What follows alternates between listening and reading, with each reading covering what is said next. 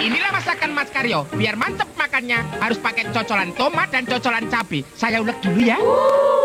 Mas, ngapain lu ulek?